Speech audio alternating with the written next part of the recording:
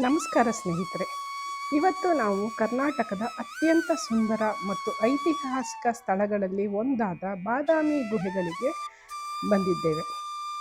ಸುಮಾರು 1500 ವರ್ಷಗಳ ಹಿಂದೆ ಕಲ್ಲಿನ ಬೆಟ್ಟವನ್ನು ಕೆತ್ತಿ ನಿರ್ಮಿಸಿರುವ ಈ ಗುಹೆಗಳು ಇಂದಿಗೂ ನೋಡುವವರನ್ನು ಆಕರ್ಷಿಸುತ್ತವೆ.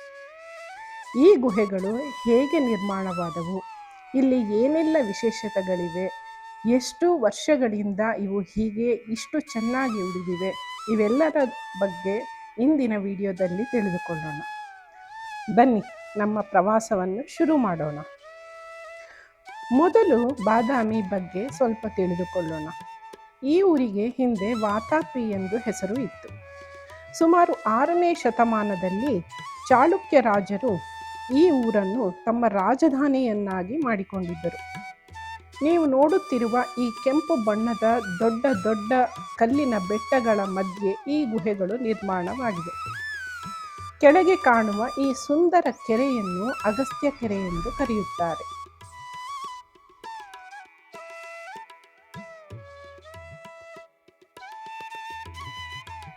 ಈ ಕೆರೆ ಮತ್ತು ಸುತ್ತಲಿನ ಬೆಟ್ಟಗಳು ಬಾದಾಮಿಯ ಸೌಂದರ್ಯವನ್ನು ಮತ್ತಷ್ಟು ಹೆಚ್ಚಿಸುತ್ತದೆ. ಒಟ್ಟಾರೆ ಇಲ್ಲಿ 4 ಗುಹೆಗಳಿದ್ದು, ಈಗ ನಾವು ಮೊದಲನೆಯ ಗುಹೆ ಬಳಿಗೆ ಬಂದಿದ್ದೇವೆ. ಈ ಗುಹೆಯು ಶಿವನಿಗೆ ಸಮರ್ಪಿತವಾಗಿದೆ. ಒಳಗೆ ಹೋಗುತ್ತಿದ್ದಂತೆ ದೊಡ್ಡ ದೊಡ್ಡದಾದ ಶಿವನ ನಟರಾಜ ರೂಪವು ಕಾಣಿಸುತ್ತದೆ.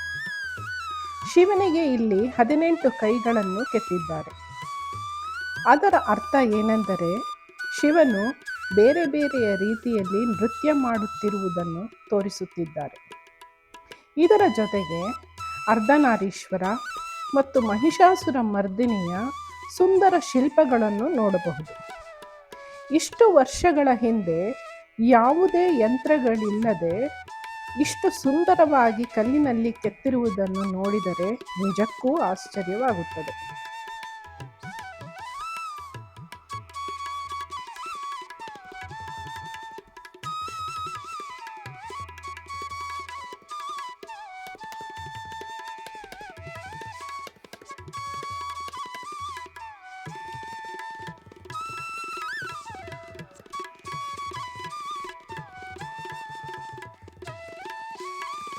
ಕಂಬದ ಮೇಲಿರುವ ಕೆತ್ತನೆಗಳಾಗಿರಬಹುದು, ಛಾವಣಿಯ ಮೇಲಿನ ಕೆತ್ತನೆಗಳಾಗಿರಬಹುದು, ಪ್ರತಿಯೊಂದು ಶಿಲ್ಪಕಲೆಯೂ ಇಲ್ಲಿ ಆಕರ್ಷಕವಾಗುತ್ತದೆ.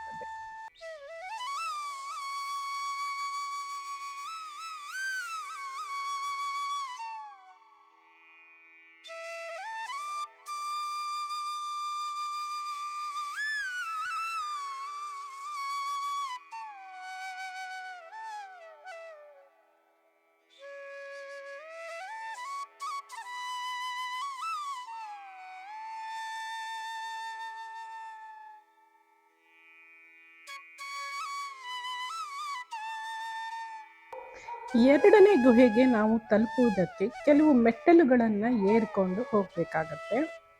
ಎರಡನೇ ಗುಹೆಯು ಬಹಳ ಅದ್ಭುತವಾಗಿದೆ.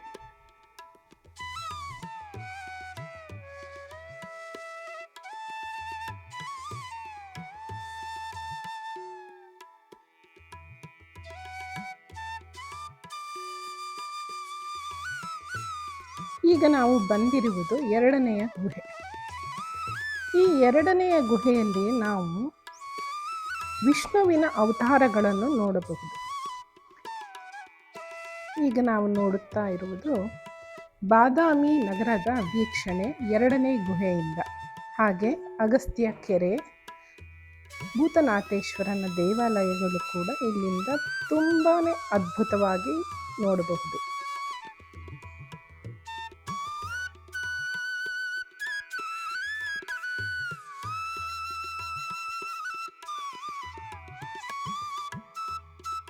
ಈ ಎರಡನೇ ಗುಹೆಯ ವಿಶೇಷವೇನೆಂದರೆ ಈ ಗುಹೆಯು ಮಹಾವಿಷ್ಣುವಿಗೆ ಸಮರ್ಪಿತವಾಗಿದೆ. ಇಲ್ಲಿ ವಿಷ್ಣುವಿನ ವಿವಿಧ ಅವತಾರಗಳ ಶಿಲ್ಪಗಳನ್ನು ನೋಡಬಹುದು. ವಿಶೇಷವಾಗಿ ವರಹ ಅವತಾರ ಮತ್ತು ವಾಮನ ಅವತಾರದ ಶಿಲ್ಪಗಳನ್ನು ತುಂಬ ಸುಂದರವಾಗಿ ಕೆತ್ತನೆ ಮಾಡಲಾಗಿದೆ. ಮೇಲಿನ ಛಾವಣಿಯಲ್ಲಿ ಮತ್ತು ಕಂಬಗಳ ಮೇಲೆ ಮಾಡಿರುವ ಕೆತ್ತನೆಗಳನ್ನು ನೋಡಿದರೆ ಅಂದಿನ ಕಲಾವಿದರ ಪ್ರತಿಭೆ ಎಷ್ಟರ ಮಟ್ಟಿಗಿತ್ತು ಅಂತ ಪ್ರತಿಬಿಂಬಿಸುತ್ತದೆ.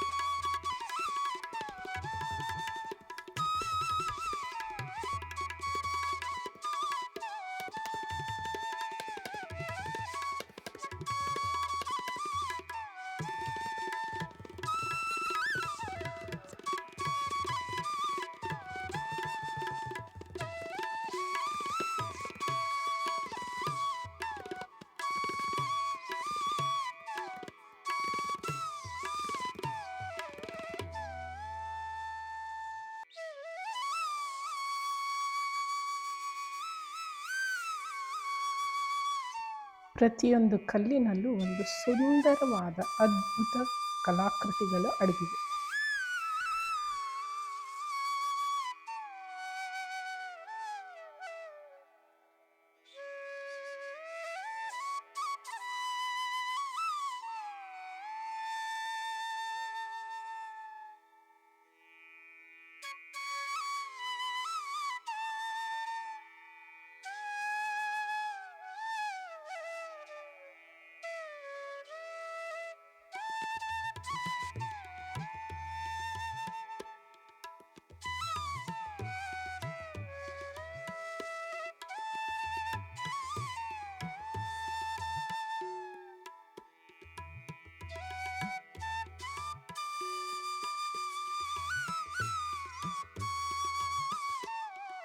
ಈಗ ನಮ್ಮ ಮುಂದಿನ ಪಯಣ 3ನೇ ಗುಹೆಯತ್ತ.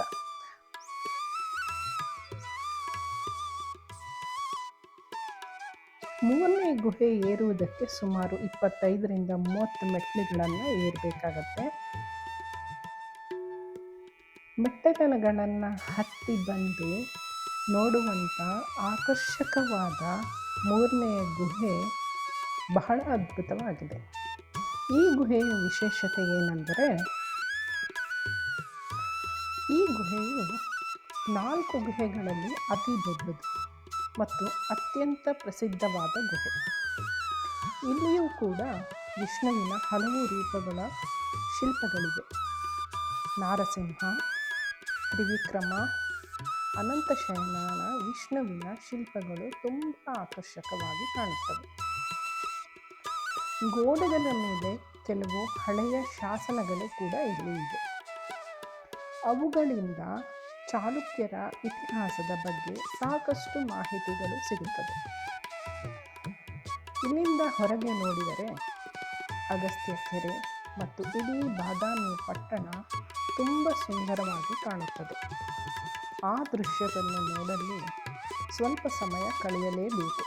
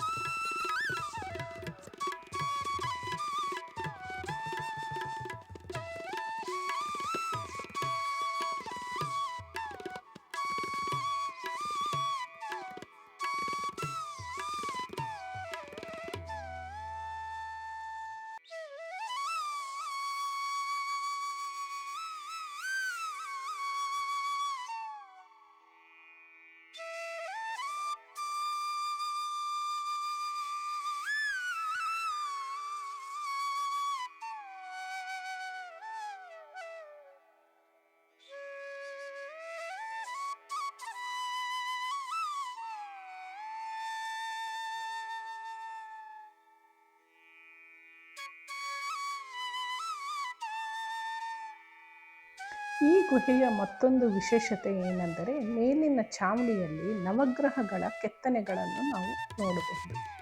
ಬಹಳ ಸುಂದರವಾಗಿ ಅದ್ಭುತವಾದ ನವಗ್ರಹಗಳ ಕೆತ್ತನೆಗಳನ್ನು ಈ 3ನೇ ಗುಹೆಯಲ್ಲಿ ಬಹಳ ಸುಂದರವಾಗಿ ನಿರ್ಮಿಸಲಾಗಿದೆ.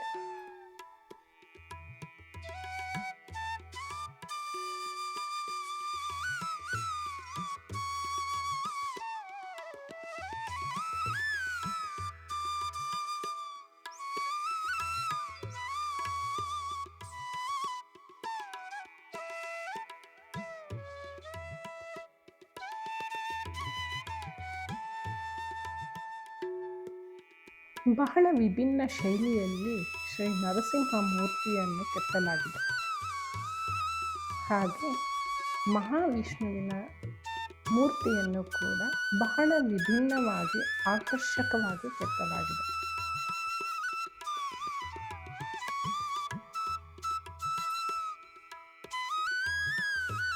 ಅತಿ ದೊಡ್ಡದಾದ ತ್ರಿವಿಕ್ರಮ ಸ್ವರೂಪಿಯಾದ ವಿಷ್ಣುವಿನ ರೂಪವನ್ನು ಕೂಡ ಇಲ್ಲಿ ಬಹಳ ಸುಂದರವಾದ ಕೆತ್ತನೆಯೊಂದಿಗೆ ನಾವು ನೋಡಬಹುದು.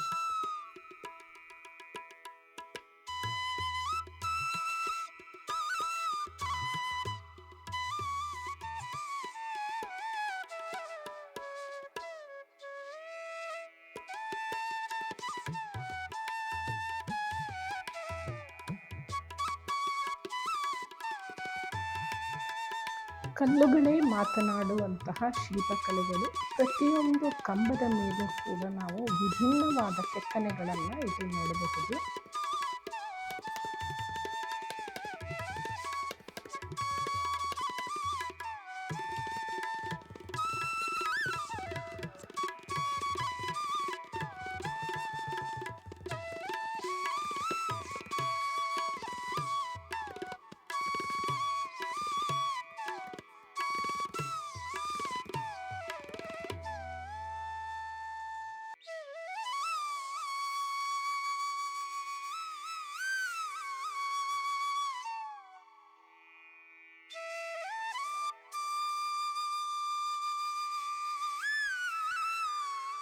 ಈ ಗುಹೆಯಲ್ಲೂ ಕೂಡ ಮಹಾವಿಷ್ಣುವಿನ ಅವತಾರವಾದ ವರಹ ಸ್ವಾಮಿಯ ರೂಪವನ್ನು ಬಹು ದೊಡ್ಡದಾಗಿ ಕೆತ್ತಲಾಗಿದೆ. ಇದು ಬಹಳ ಆಕರ್ಷಕವಾಗೂ ಕಾಣುತ್ತದೆ. ಮೇಲ್ಛಾವಣಿಯಲ್ಲಿ ಕಮಲದ ಹೂವು, ಹಾಗೆ ಮಹಾವಿಷ್ಣುವಿನ ವಿವಿಧ ಅವತಾರಗಳ ಸ್ವರೂಪವನ್ನು ಈ ಗುಹೆಯಲ್ಲಿ ನೀವು ಕಾಣಬಹುದು.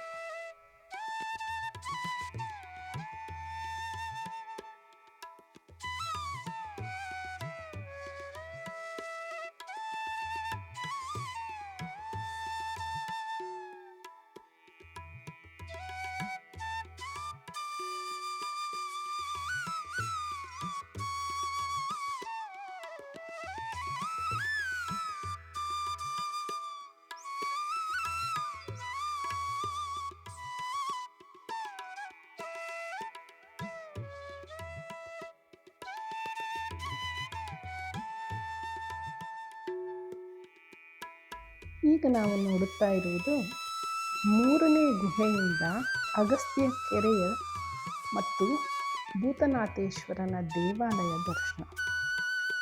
ನೈಸರ್ಗಿಕವಾಗಿ ಆಕರ್ಷಕಗೊಳ್ಳುವ ಈ ಸುಂದರವಾದ ದೃಶ್ಯವನ್ನು ಕಣ್ತುಂಬಿಕೊಳ್ಳಲೇಬೇಕು.